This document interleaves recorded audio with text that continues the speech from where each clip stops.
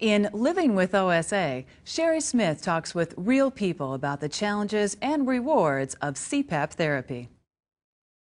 I'd like to thank all of you for coming and sharing your experiences with OSA and PAP therapy.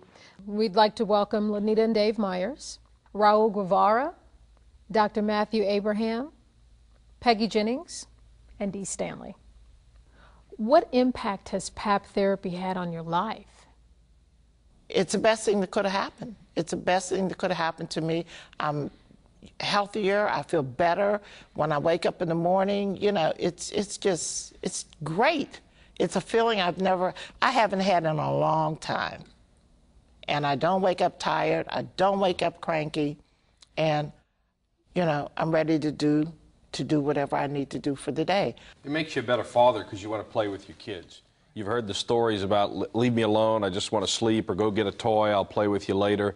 And when you're not just wanting for sleep all the time, makes you a better father, makes you a better husband, makes you a better employee on the job. And then all of a sudden it's a good cycle that perpetuates itself. And then you realize, I think, that this is what normal life is supposed to be like and what you'd been missing out all of that time. I was one of those that was dragging, kicking, and screaming and convinced that I was fine. And now I just swear by it. Yeah, I can't say enough good things about the way I feel and how we get along now, so it's great. So Lanita, as a spouse though, how did that affect you?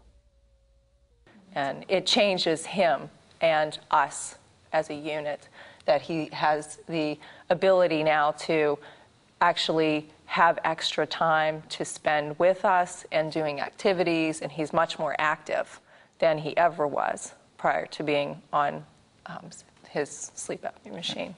What advice about mask comfort would you give to a person who's just starting CPAP therapy? Oh. Look at the faces. It improves over time. I mean, what I tell my patients that it takes commitment, persistence, and consistency. They have to do it every day, because the more you do it, the more you tolerate if you're having difficulty. And in my case, it took some time. So you have to be repetitive. For the person that has it, think of the outcome, think of the result. All right, don't think of the nuisance, the minor irritations, the problems. Think about what disease could you be fortunate enough to be diagnosed with that all I have to do is at night put a mask on my face. Okay, it's not something I got to take significant medication. It's not something that I have to worry about dying from if I wear my therapy. This can not only make your life come back, it can prevent you from having a difficult life down the road. So the issue is focus on results. I mean, don't sit there and let, oh, my mask, or I got a red mark, or my nose is dry, or you know, I'm afraid to wear that in front of my girlfriend or my spouse. Those are all excuses. Think of what it's going to do for the rest of your life.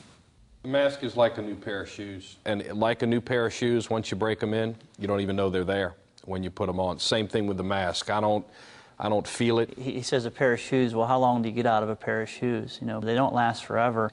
But if you have a mask that works great, and then you're 4, 5, 6, 7, 8 months down the road, and it's not working quite as great, and you're adjusting the headgear and stuff, chances are it's time for a new mask. Sometimes new users have the tendency of pulling the mask straps too tightly. Have you ever done that? Yes. Yeah. Yes. Okay. Yeah, it looks like when you it's like when you're a little girl and your ponytails are too tight. You know, it's the imprint on the mask was on my face all day. So that's something you don't want to do, right? But you adjust it quickly. Tighter is not better. Let's put it that way. Tighter is not better. And you'll know pretty quickly, and you'll adjust appropriately. And how do you, when you say you'll know, what do you mean? Like you'll find some discomfort, and you'll just relax the tension a little bit, and then the air will still be sealed, and there won't be a leak. So you'll figure out what pressure what tightness you need around that. How tight you got them shoes laced. Yeah, that's right. That's how you. What advice would you give to new patients to help them develop good, regular therapy habits? I've never felt so great. I've never felt so great. And I just would like to say to anybody who's listening or who might see this video, you owe it to yourself. You owe it to yourself to feel better. You owe it to yourself to find out what's going on with your body and to do something about it. I believe it's something that you really want to do. You want to try. And what I usually tell my patients is you have to give it at least 2 months. if there's complications, because some people do take time, but you want to try this and to do this for your own health, and it does, and for your quality of life. Quality of life matters, and this can impact it. It's just life-changing. I mean, it is going to change your life only in a positive way. It's going to change your relationships, including your spouse, including your family, including your children, including your job, as Dina said. I mean, it is truly all-encompassing.